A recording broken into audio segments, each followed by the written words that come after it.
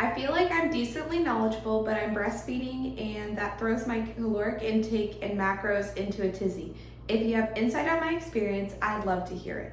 Welcome to the first ever episode of Sunnyside Saturdays, where I pick one of my followers, I give them their full breakdown of macros, a meal plan, and an exercise plan to help them get started on their fitness journey for free. Hi, my name is Allison. I lost 115 pounds naturally, and I'm here to make your wellness journey easier. My first follower that I picked is Caitlin. Caitlin is 244 pounds. She's 31 years old, and she is 5'8", and she is lightly active. She works a sedentary job.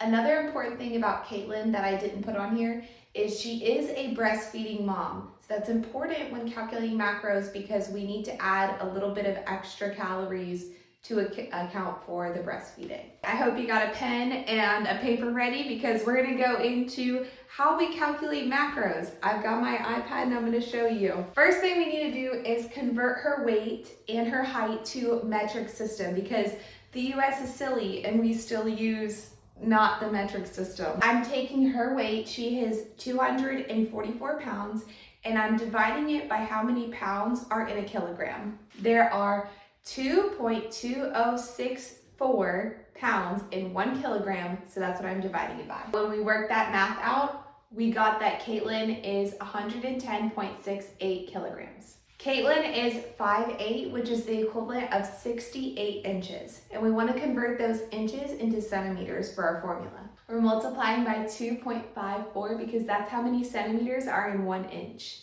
When we work that math out, we get that Caitlin is 172.72 centimeters. Now we're going to calculate Caitlin's basal metabolic rate, BMR. That is how many calories Caitlin is burning whenever her body is just naturally at rest. She's not taking any steps. She's not doing any exercise. It's literally just how many calories her body needs to keep her alive every day. Some scientists a lot smarter than me figured out if you take 10, you multiply it by the person's weight in kilograms, you add 6.25 and then multiply it by the height of somebody in centimeters, subtract it by 5 times their age, minus 161, you're gonna get their basal metabolic rate. So let's plug in Caitlin's numbers. Here's Caitlin's numbers. If you were to do this on a calculator, it would come to 1,870 calories. So that is how many calories Caitlin's body burns naturally at rest without any exercise or steps. This number is important to know because you never want to go below your basal metabolic rate when you're in a calorie deficit because it can cause some long-term side effects and it can lower your metabolism. The next step, now that we know what her basal metabolic rate is, we can calculate her total daily energy expenditure.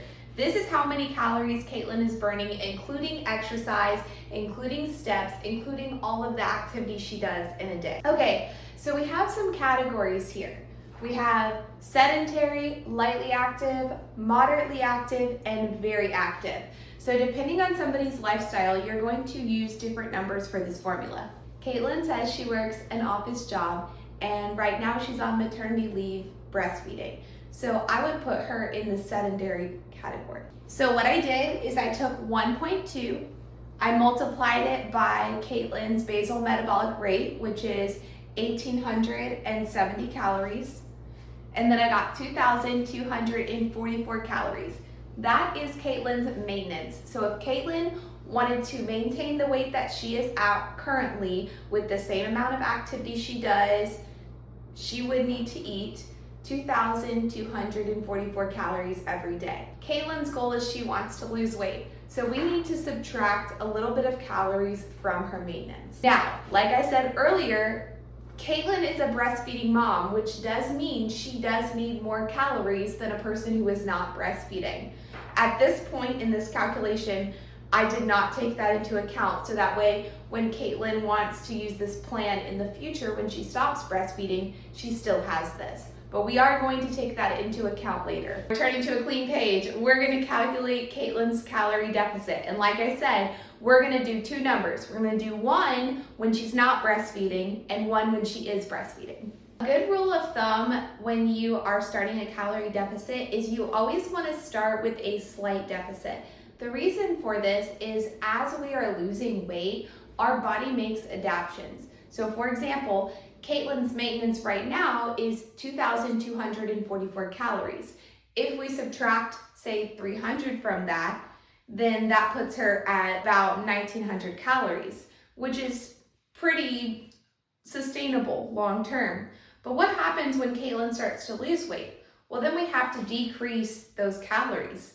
So if you start with a really large deficit and cut out, say, 500 or more calories, you have nothing left to pull from when your body starts to adapt. Caitlin's maintenance, I wanted to start her off just with a slight deficit, especially because she's a breastfeeding mom and this is new for her. So we're gonna do a slight deficit.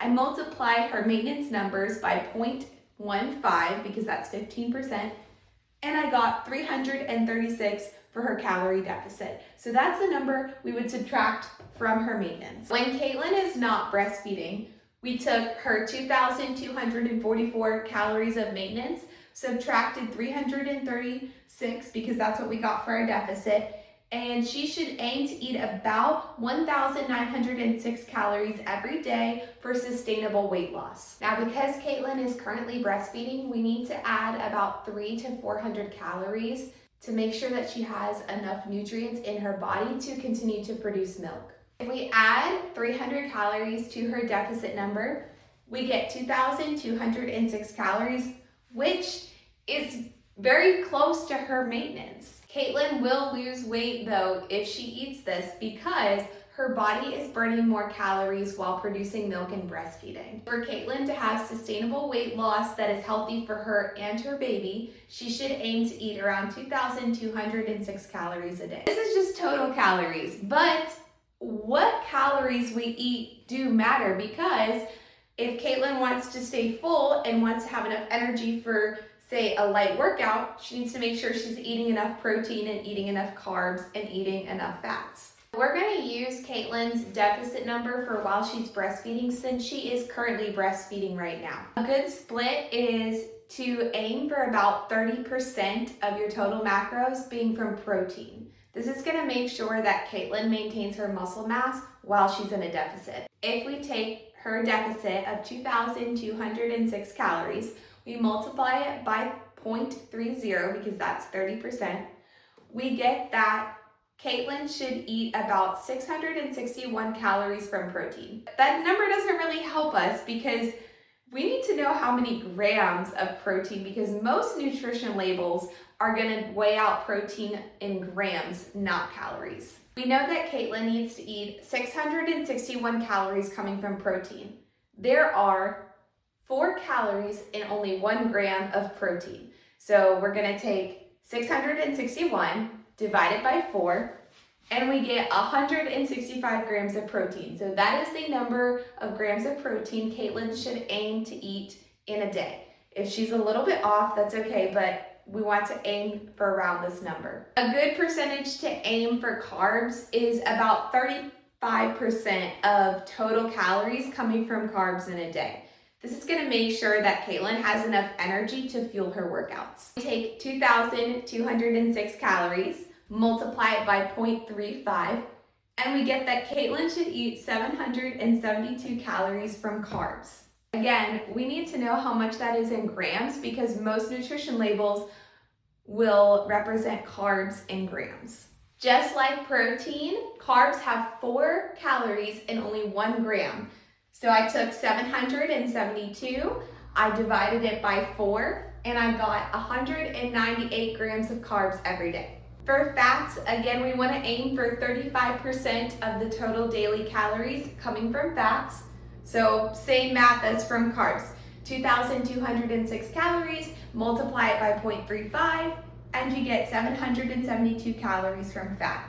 But fat is a lot more dense than carbs and protein. So let's figure out the amount of grams. There are 9 calories and only 1 gram of fat. I took 772 calories, divided it by 9 calories and 1 gram of fat, and I got 86 grams of fat every day. Caitlin's total daily calories should look a little bit like this: 165 grams of protein, 198 grams of carbs, and 86 grams of fat. That was Caitlin's total macro breakdown. Now she has everything she needs to start planning her meals every week to make sure she's getting enough protein, carbs, and fats, and make sure she's in a deficit so she can have long-term sustainable weight loss. I also set Caitlin up with a full meal plan for a week, so that way she had some ideas of things that fit inside of these macros.